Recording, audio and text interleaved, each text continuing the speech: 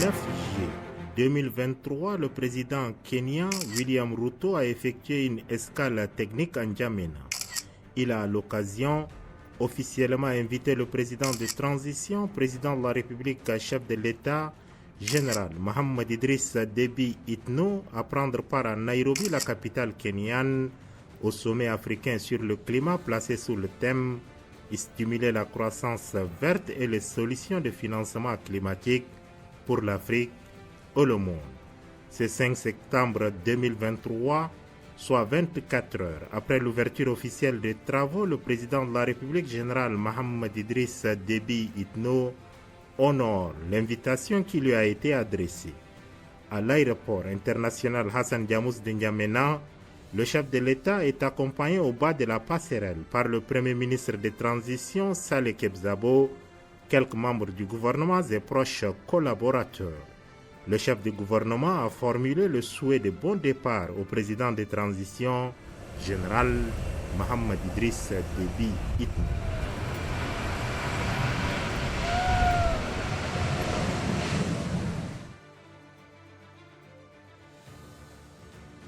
À son arrivée à l'aéroport international Jomo Kenyatta de Nairobi, le président de la République est accueilli au bas de la passerelle par le ministre kenyan des Nouvelles Technologies de l'Information et de la Communication, l'honorable Eliud Owalo, et quelques officiels kenyans.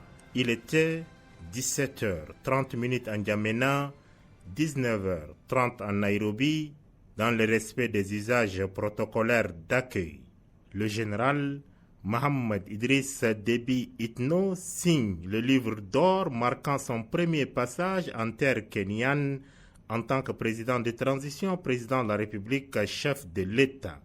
La signature du livre d'or est suivie d'un bref échange au salon d'honneur avant que la délégation présidentielle ne prenne la direction du centre-ville situé à une vingtaine de kilomètres de l'aéroport international Jomo Kenyatta.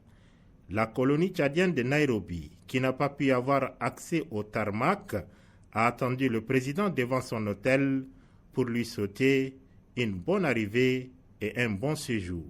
La communion entre le président de la République et ses compatriotes de la capitale kenyane, composée en majorité d'étudiants et une poignée de commerçants, est parfaite.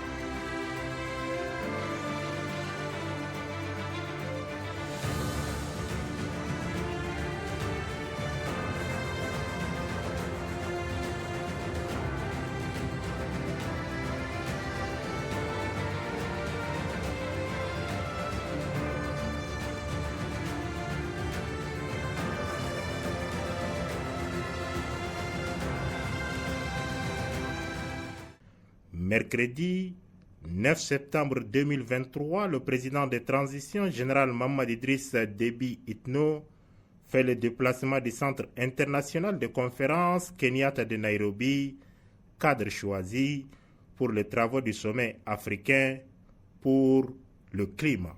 C'est au nom du Tchad et pour le compte du Tchad que le président de transition, président de la République, chef de l'État, général Mohamed Idriss Déby Itno, est venu associer sa voix à celle des autres pays africains touchés de plein fouet par le dérèglement climatique à cette conférence au sommet. Ils sont une vingtaine de chefs d'État présents au Centre international de conférences Kenyatta.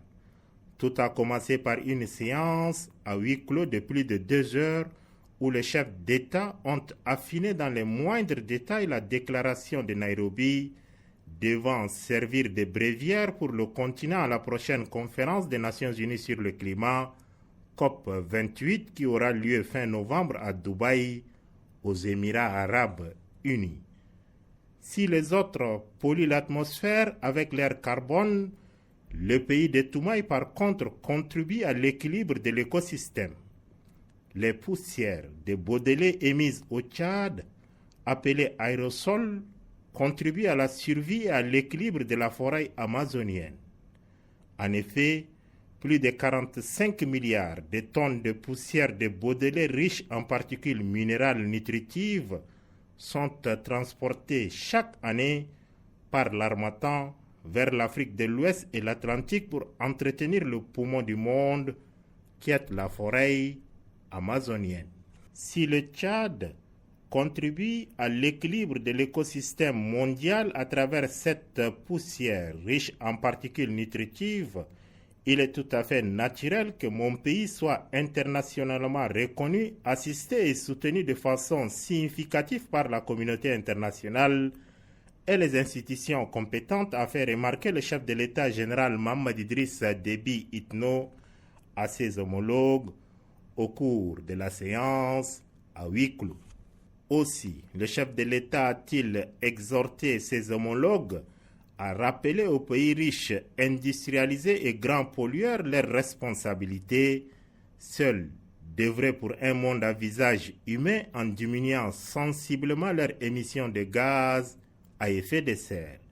Fini la séance à huis clos, le chef d'État et de gouvernement rejoint les milliers de participants réunis dans la grande salle de conférence pour la cérémonie officielle de clôture.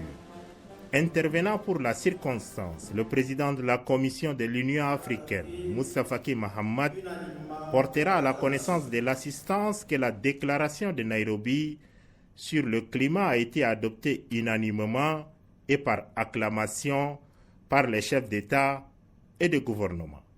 Il devait ensuite ajouter que tout a été passé en revue durant les 3 jours d'intenses travaux. Le narratif, le contexte et les défis découlant des changements climatiques sont connus. Plusieurs responsables des organisations internationales, des mouvements des jeunes et parlementaires africains se sont succédés à la tribune pour décliner les actions à entreprendre afin de mobiliser la finance mondiale pour la lutte commune contre le réchauffement climatique. Aussi, ont-ils salué la tenue de ce sommet qui a offert l'opportunité aux Africains de débattre de l'avenir climatique de l'Afrique. Mettant un terme aux travaux, le président hôte William Ruto annonce que des milliards de dollars d'investissement en faveur de l'Afrique avaient été promis au cours de ces 3 jours de sommet. Soyez remerciés pour vos efforts en faveur d'un futur meilleur pour l'Afrique et l'humanité. L'Afrique est le futur du monde, a-t-il déclaré. Désigné par ses pairs, champion pour le climat en Afrique, le président kenyan promet qu'il assumera cette charge avec honneur et dévotion. Bon à savoir, la déclaration de Nairobi sur le climat qui sera transmise à la COP28 instaure une taxe carbone mondiale, la création de nouveaux droits de tirage spéciaux du FMI pour le climat à la hauteur de ce qui avait été alloué aux pays pauvres face à la COVID-19, etc. C'est par un chant dédié à l'événement suivi d'une intervention du président kenyan William Ruto que la cérémonie riche en sons et en couleurs s'est achevée. L'histoire retiendra que le président de transition, président de la République, chef de l'État, général Mohamed Idriss Déby Itno, aux côtés d'une vingtaine de ses pairs réunis aux assises africaines sur le climat en terre kenyane, ont adopté une déclaration courageuse devant définir une nouvelle vision de la lutte pour le climat qui tienne compte des réalités de l'Afrique.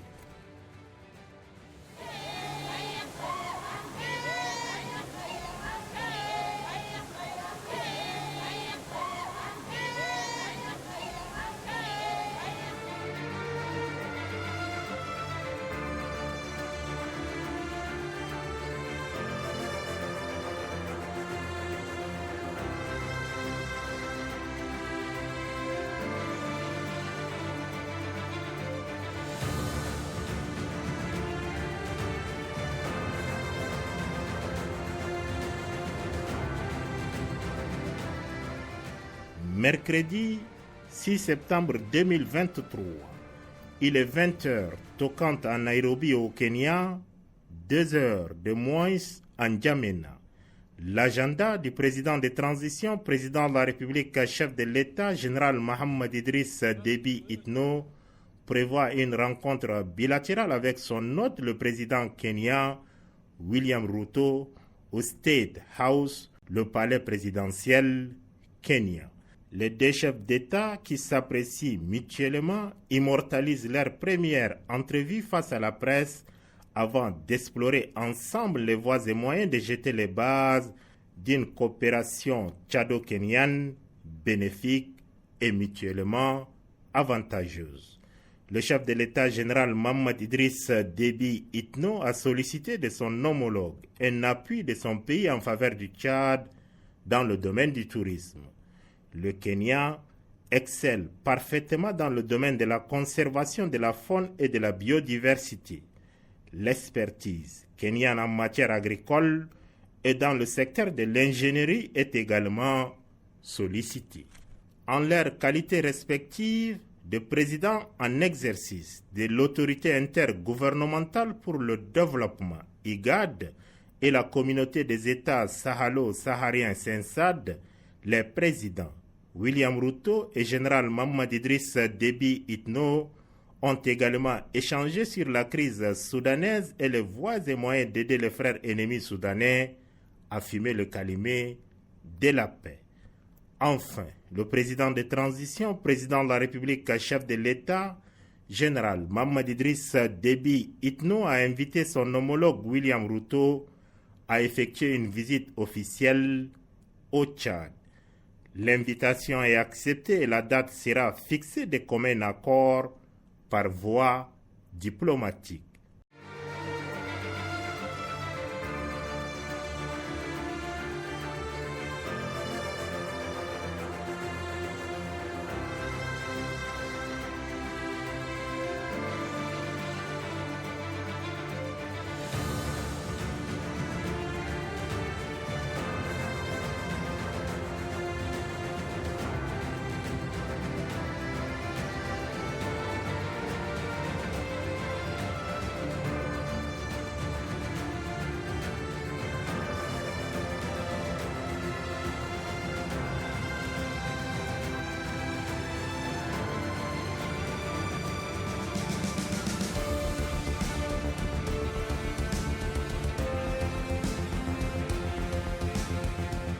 Comme à son arrivée le 5 septembre 2023, c'est le ministre kenyan des Nouvelles Technologies de l'Information et de la Communication, l'honorable Eliud Owalo, et quelques officiels kenyans qui étaient au départ pour souhaiter un bon retour en N'Djamena au chef de l'État. Un départ au rythme des tambourinaires et de la haie d'honneur.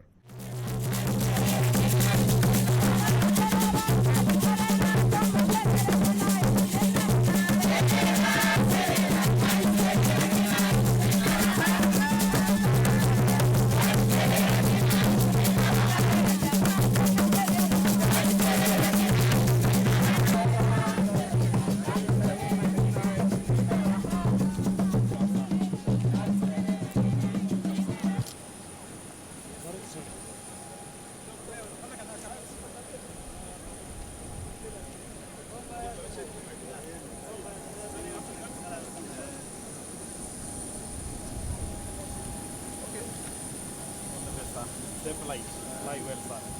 Wish you well. And also your country.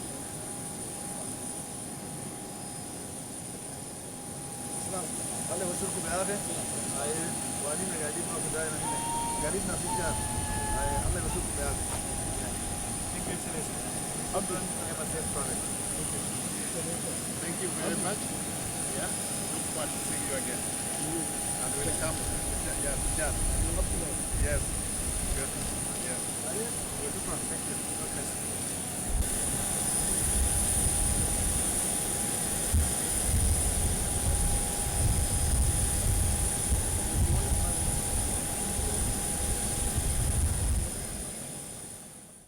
C'est également dans la même ferveur que le chef de l'État, général Mohamed Idriss Déby Itno, est accueilli à son retour à l'aéroport international Hassan Diamous de N'Djamena en début d'après-midi.